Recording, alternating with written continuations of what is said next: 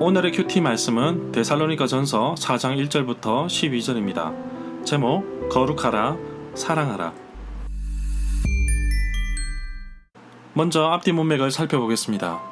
바울은 2차 전도 여행 가운데 데살로니가에 교회를 세웠지만 유대인들의 방해와 위협으로 인해 아덴까지 도망가야 했습니다.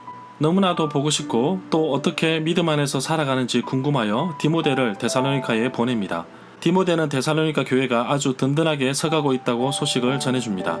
바울은 이것을 기쁜 소식이라고 하였습니다. 데살로니가 교회가 어려운 환경과 고난 속에서 믿음을 잃지 않고 든든히 서가는 모습에 바울은 많은 위로를 얻습니다. 바울은 데살로니가 전서 4장에서 몇 가지 더 부탁을 합니다. 음란한 문화에서 벗어나기 위하여 거룩한 삶을 살 것과 또한 평안한 삶을 위하여 서로 사랑할 것을 당부하고 있습니다. 시대적인 문화를 읽어내야 합니다. 데살로니가 교회는 로마의 영토에 있었고 이 시대의 남자들은 가정 밖에서 다른 여성들을 만나는 것을 자연스러운 일로 여겼다고 합니다. 바울이 거룩을 강조한 이유를 알 수 있을 것 같습니다. 특히 아내를 존중하고 엄란한 성문화 속에서 가정을 지키고 충실한 거룩한 삶을 강조하고 있습니다.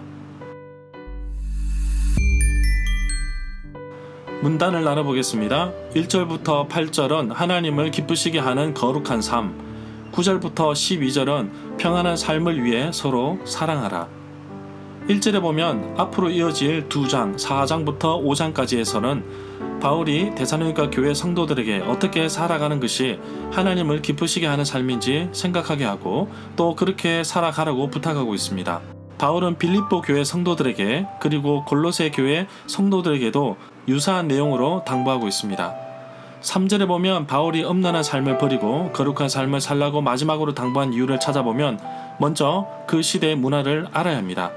로마의 영토였고 로마의 통치 아래 있던 데살로니가 지역에 살던 남자들은 가정 밖에서 다른 여자들을 만나는 것을 자연스러운 일로 여겼다고 합니다. 음란한 성문화 속에서 다른 가정에 해를 입히지 않도록 죄를 짓지 말라고 강하게 명령할 정도로 심각한 문화였던 것을 알 수 있습니다. 바울은 고린도전서 6장 18절에서도 음행을 피하라. 사람이 범하는 죄마다 몸 밖에 있거니와 음행하는 자는 자기 몸에 죄를 범하느니라 고 경고하고 있습니다. 4절에서 거룩함이라는 뜻은 헬라어 원어의 뜻에 자기 몸을 절제할 줄 알고 라는 뜻으로 해석할 수도 있습니다. 가정에서 자신의 아내에게 당부하는 말은 베드로전서 3장 7절에 더 잘 나와 있습니다. 아내를 향하여 더 연약한 그릇이요 또 생명의 은혜를 함께 이어받을 자라고 말하고 있습니다. 5절에 보면 육체의 정욕에 따라 여러분의 몸을 사용하지 말라고 경고하고 있습니다. 이것은 하나님을 모르는 사람들이나 짓는 죄라고 하였습니다. 3절부터 5절 단락에서 바울은 책임있는 성생활을 강조하고 있고 엄란을 버리라는 말로 명료하게 설명하고 있습니다. 바로 결혼 생활에서도 책임있는 성생활을 확정하는 것이 적합하다고 보고 있는 것입니다. 7절에 보면 하나님께서 우리를 부르신 이유가 명백하게 나옵니다.